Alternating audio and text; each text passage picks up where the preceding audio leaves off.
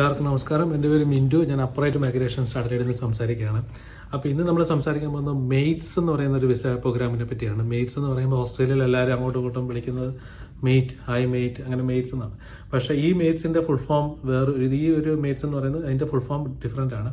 The mobility arrangements for talented early professional schemes എന്നാണ്. ആ പേരിനകത്ത് തന്നെ അതിൻ്റെ എല്ലാം സ്പെസിഫിക്കേഷൻസും പറയുന്നുണ്ട്. ഓസ്ട്രേലിയയും ഇന്ത്യയും തമ്മിലുള്ള ഒരു സ്ട്രാറ്റജിക് റിലേഷൻഷിപ്പ് വെച്ചിട്ട് ഇന്ത്യയിൽ നിന്നുള്ള യങ് ടാലൻറ്റഡ് ആയിട്ടുള്ള ആൾക്കാർ, അത് ചില പർട്ടിക്കുലർ ഏരിയയിൽ ടാലൻറ്റഡ് ആയിട്ടുള്ളവർ, അതായത് especially financial technology, agricultural technology, പിന്നെ റിന്യൂവബിൾ എനർജി, ആർട്ടിഫിഷ്യൽ ഇൻ്റലിജൻസ്, ഇങ്ങനെയുള്ള ഏരിയയിൽ ടാലൻറ്റഡ് ആയിട്ടുള്ള യങ് ആയിട്ടുള്ള ആൾക്കാർക്ക് വേണ്ടിയുള്ള ഒരു പ്രോഗ്രാമാണ്.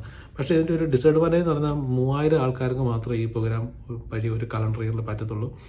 കലണ്ടർ ഇയറിലല്ല, ഫിനാൻഷ്യൽ ഇയറിൽ അത് ഇതുവരെ പറഞ്ഞിട്ടില്ല. ഈ വർഷം അവസാനമുള്ള അത് സ്റ്റാർട്ട് ചെയ്യുന്നത് ഡിസംബറിലേക്ക് സ്റ്റാർട്ട് ചെയ്യുമെന്ന് വിചാരിക്കാം. അതിൻ്റെ ഫീസ് ഇതുവരെ പറഞ്ഞിട്ടില്ല. നിങ്ങൾക്ക് അതിൻ്റെ എലിജിബിലിറ്റി ചെക്ക് അറിയാനായിട്ട് ഞങ്ങളെ കോൺടാക്ട് ചെയ്യാം.